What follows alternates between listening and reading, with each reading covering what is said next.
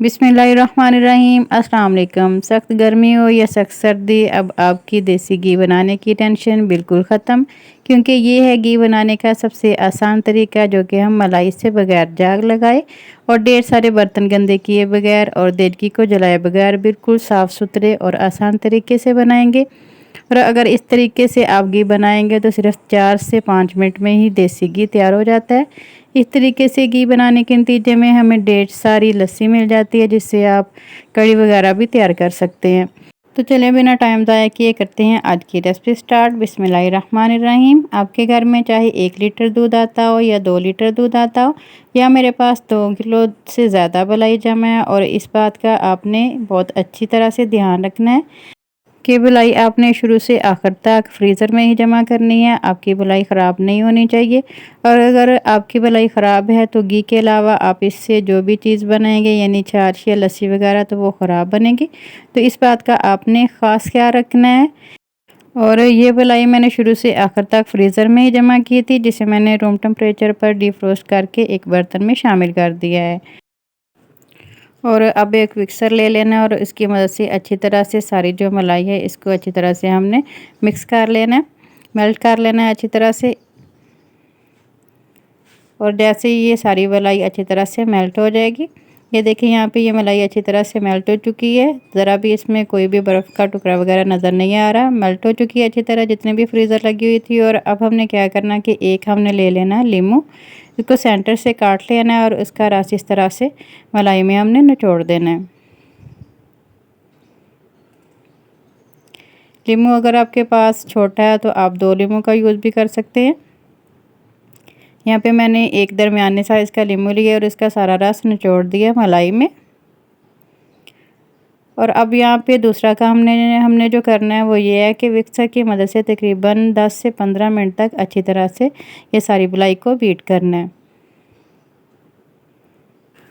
और इस तरह से करने से ना तो हमारे बर्तन ही ज़्यादा गंदे होंगे, और झटपट हमारे पास जो मक्खन है वो भी तैयार हो जाएगा। तकरीबन 10 से 15 मिनट लगेंगे और हमारे पास ज़बरदस्त सा जो मक्खन है वो रेडी होकर आ जाएगा। और यहाँ पे आप चेक कर सकते हैं कि माशाल्लाह कितना ज़बरदस्त ये मक्खन तैयार हुआ है। अब इसमें हम करेंगे शामिल बर्फ़। मक्खन देखिए कितना ज़बरदस्त और शानदार तैयार हुआ है। अब इसे निकालने के लिए हमने इसमें बर्फ़ डालनी है, और इस तरह से इसमें बर्फ़ हम शामिल कर देंगे और जो मक्खन है वो अच्छी तरह से सेट हो जाएगा बर्फ़ की मदद से। अब आप चाहें तो चम्मच की मदद से भी ये सारा मक्खन निकाल सकते हैं, या आप हाथ की मदद से भी सारा मक्खन निकाल सकते हैं। मिक्सर को अच्छी तरह से साफ़ कर लेना है, इसमें जो मक्खन वगैरह लगा है वो अच्छी तरह से आपने निकाल लेना है।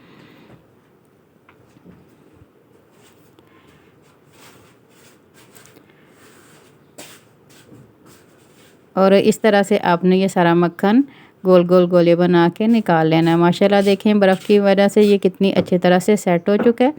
अब इसको ऐसे दबा के हम इसमें से सारे जो लस्सी वगैरह है व दूध वगैरह है वो निकाल देंगे।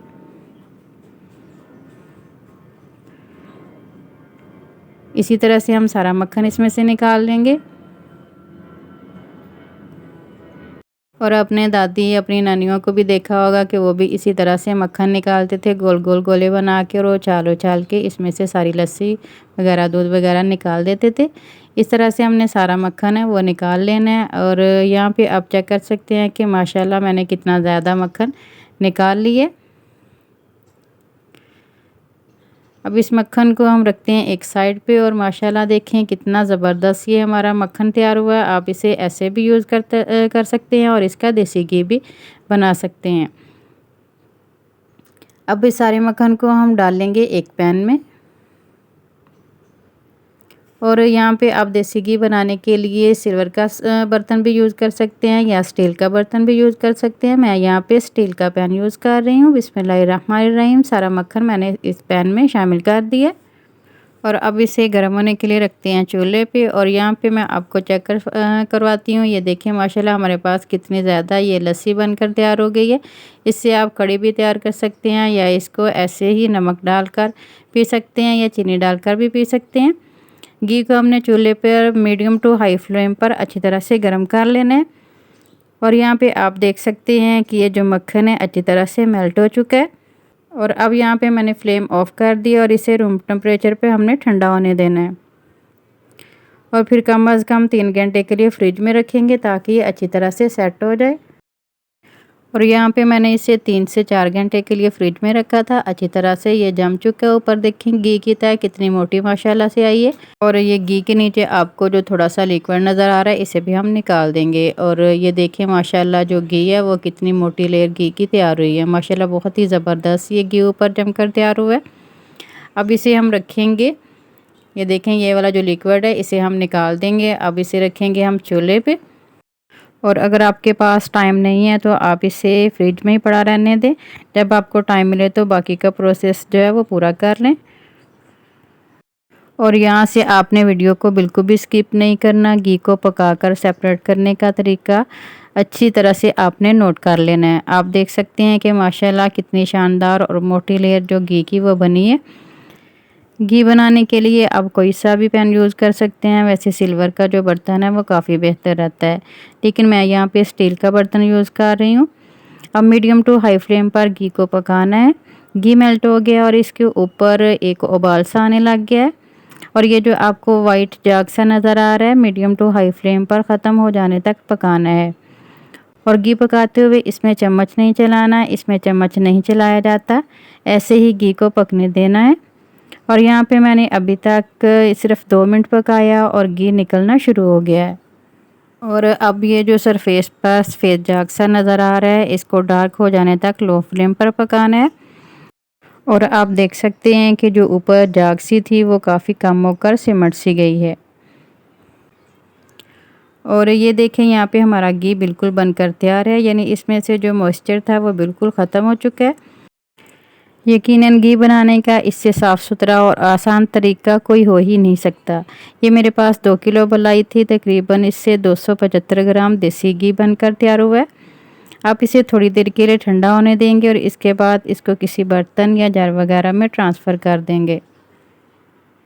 और यहाँ पे जो हमारा देसी घी वो अच्छी तरह से ठंडा हो गया। इसे मैं कर रही हूँ ट्रांसफ़र एक स्टील के बाउल में। आप किसी भी बर्तन में इसे ट्रांसफ़र कर सकते हैं। अगर आपके पास कांच का कोई बर्तन है, कांच का कोई जार है तो उसमें भी आप इसे ट्रांसफ़र कर सकते हैं। माशाल्लाह माशाल्लाह देखें कितना ज़्यादा ये हमारा देसी घी बनकर तैयार हुआ है बगैर किसी केमिकल के। और जो मैंने देगी यूज़ की है ये देसी घी बनाने के लिए वो भी बिल्कुल नीचे से नहीं जली, बिल्कुल साफ़ रही है। मैं आपको नहीं दिखा सकी। और अब घी को थोड़ा सा ठंडा करके मैं आपको चेक करवाती हूँ।